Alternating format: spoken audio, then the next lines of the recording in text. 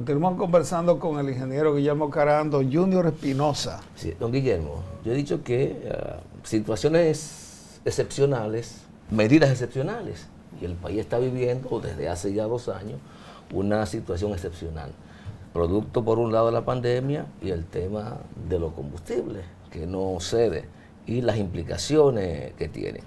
Sabemos que INESPRE no es la solución al problema para combatir la inflación en la República Dominicana.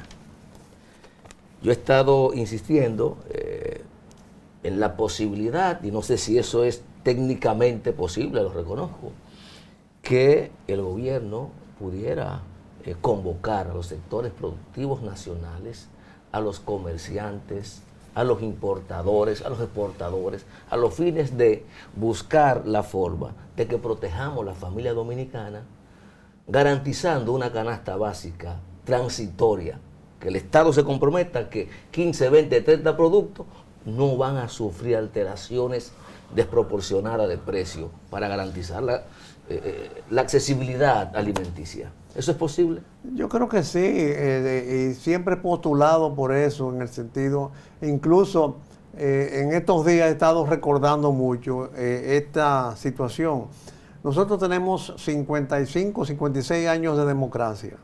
Hemos tenido 6 presidentes.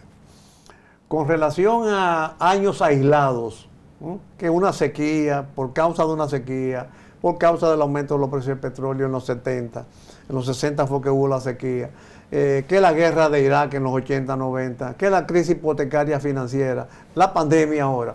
4 o 5 oportunidades, en esos años la economía ha caído. El resto ha crecido. Entonces, uno puede llegar a la conclusión de que el potencial económico dominicano es tal que la economía crece independientemente de cuál sea el gobierno. Y hasta uno pudiera decir, a pesar del gobierno, en algunos momentos en que el gobierno se torna obstaculizador. ¿Qué te dice eso? Que nosotros tenemos un sector privado, un sector productivo pujante, y pienso que, además, creo que la vicepresidenta acaba de hacer un llamado similar. Sobre todo, que muchas veces para resolver algún problema que obstaculiza una producción, no hace falta una ley, sino una decisión administrativa. Remover un obstáculo, a veces de transporte, a veces un obstáculo administrativo, un obstáculo aduanal. Entonces, me parece que eso podría ser una buena idea. Pero incluso ampliando esa propuesta, a mí me parece que el país necesita entrar un poco en una cultura de pobreza, vamos a llamarlo así.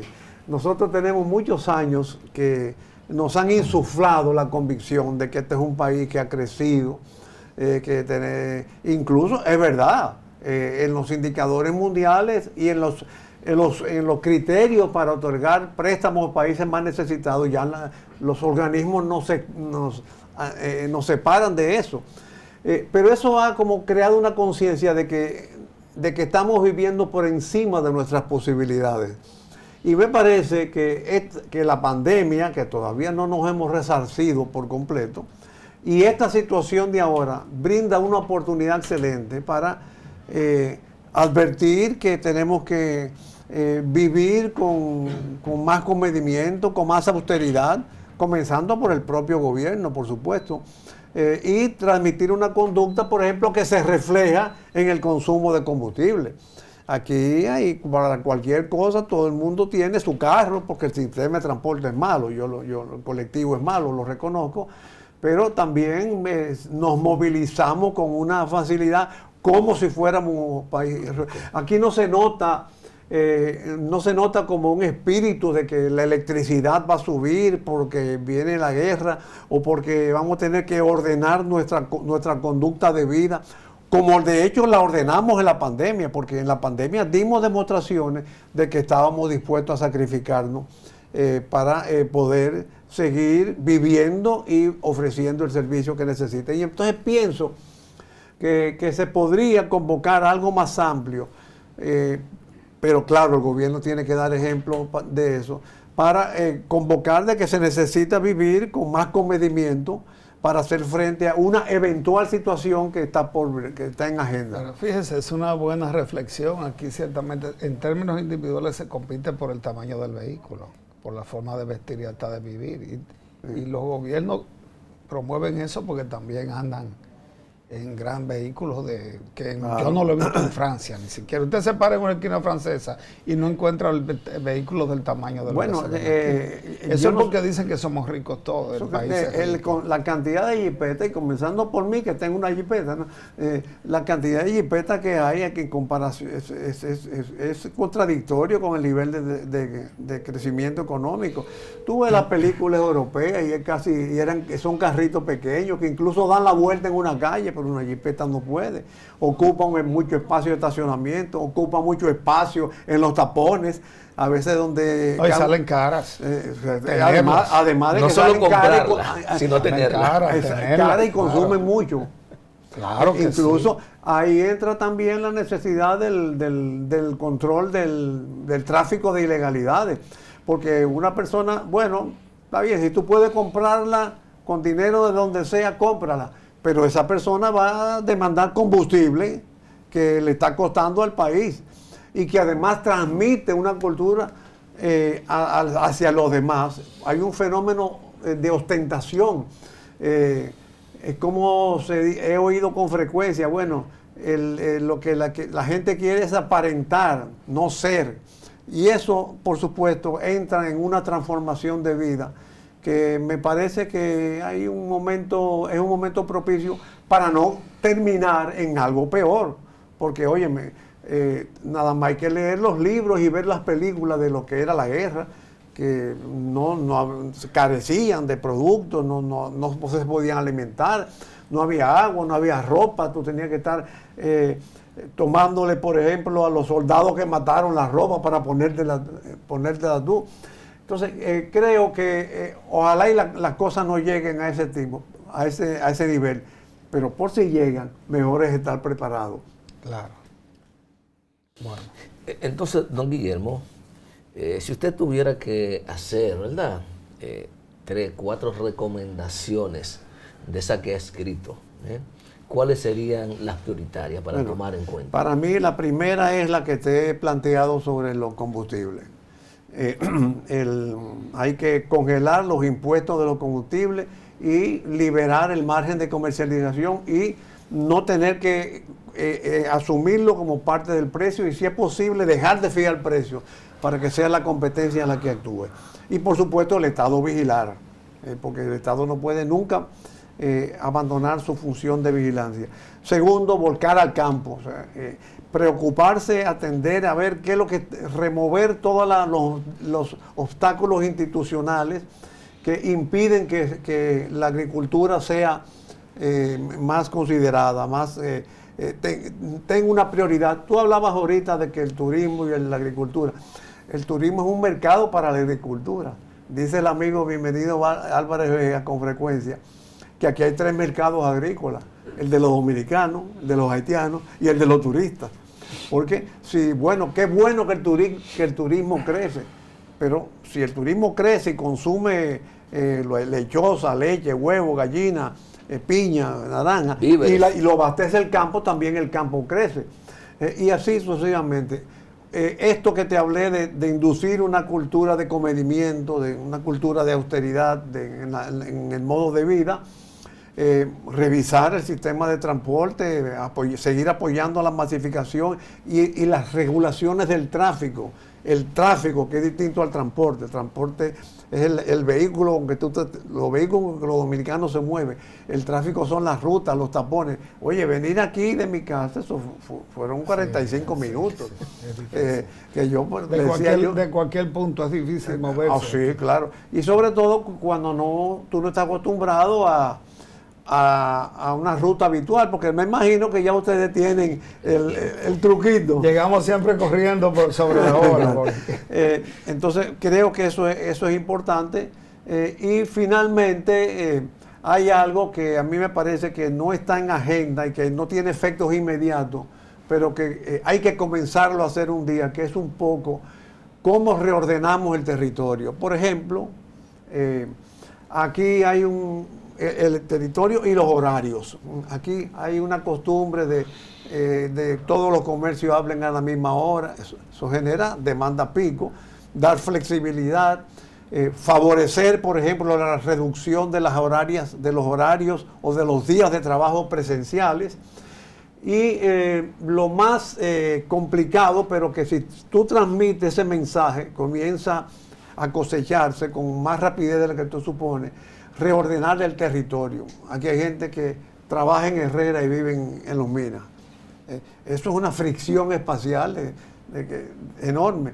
Y eso va creando demanda de transporte que se traduce en tapones, taponamiento y pérdida de tiempo y de dinero. Pero mire, ingeniero, lo que se ha intentado hacer aquí con las paradas fuera de la ciudad existe en otros países. Lo único que aquí se hace medalaganariamente e improvisadamente. Por ejemplo, la parada del este no es que es per se está mal, quizás en el lugar, pero un poquito más afuera hay un área entre las Américas y Juan Pablo II que ahí, aunque sea privado, se hubiese podido comprar un pedazo de tierra de ese tamaño. Y eso se perdió, ya no hay parada en el este. Pero vamos ahora, alguien ha hecho uno en Los Carrizos, que eso por ahí ni en avión se va a poder pasar.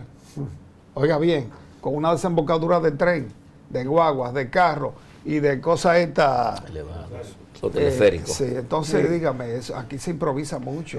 Sí, y hay que ver, a veces las decisiones se toman como muy emotivamente, a veces por cursilería, al margen de estudios integrales de transporte. Claro.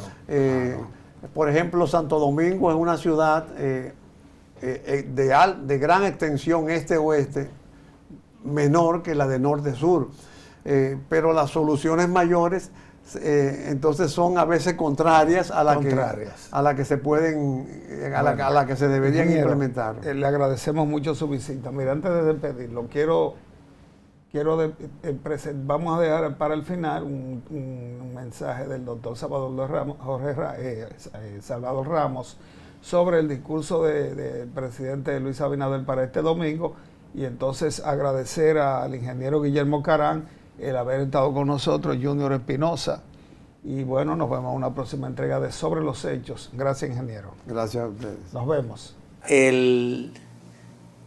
La evaluación del gobierno que encabeza nuestro presidente, el excelentísimo presidente Luis Abinader, y que el Partido Revolucionario Moderno lo acompaña, y que el equipo de hombres y mujeres PRMistas que lo acompañamos, es que es una gestión muy positiva, es una gestión muy fructífera para el país y la nación.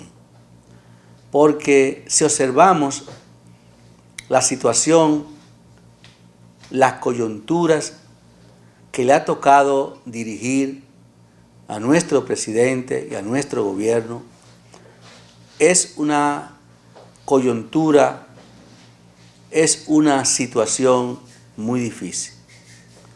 Primero porque hubo una pandemia, asumió el gobierno en medio de una pandemia que afectó todos los sectores de la producción nacional.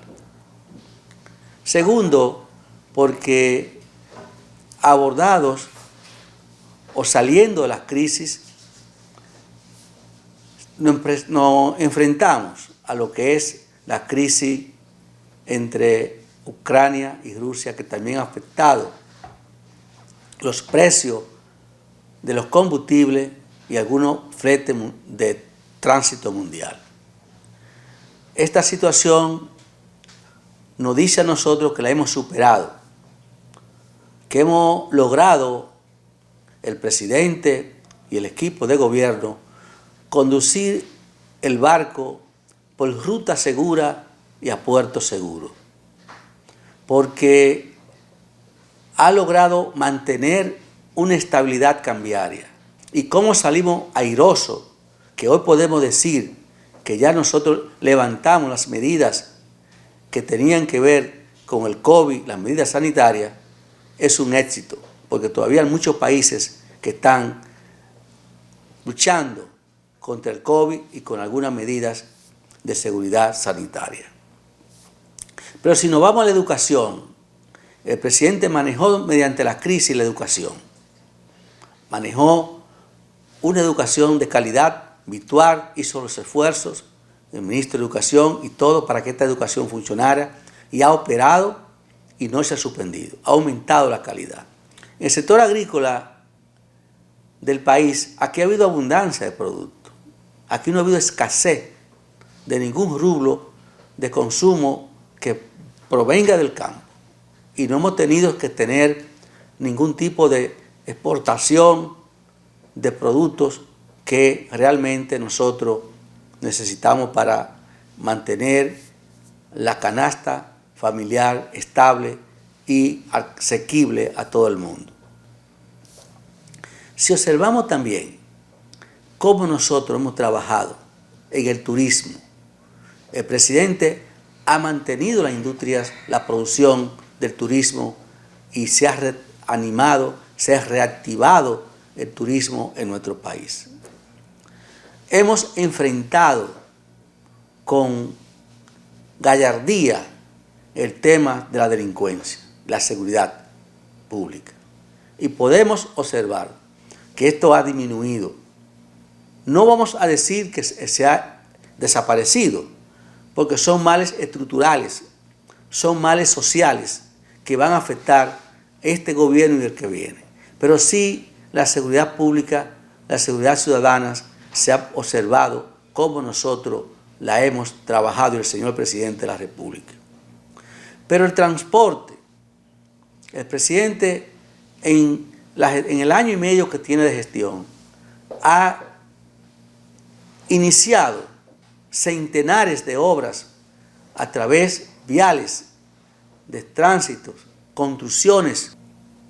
Podemos decir en un análisis rápido que nuestro presidente, nuestro gobierno ha dejado sin discurso a la oposición, y que la oposición se ha disminuido porque no tiene por dónde buscar argumentos para hacer frente a cualquier problema de índoles prioritario que tenga la población, porque el gobierno y el presidente han ido en auxilio, han ido a resolver los problemas vitales de la gente, y que el gobierno ofertó en nuestras plataformas de programas. En sentido general, yo entiendo que este gobierno, si pasamos un balance en los renglones salud, obras públicas, seguridad ciudadana, educación, hemos tenido un éxito. Hemos logrado batallar en medio de la tormenta. ¿Y qué decir? ¿Y qué decir de la corrupción? Ha manejado este tema con la independencia que le ha otorgado al Poder Judicial.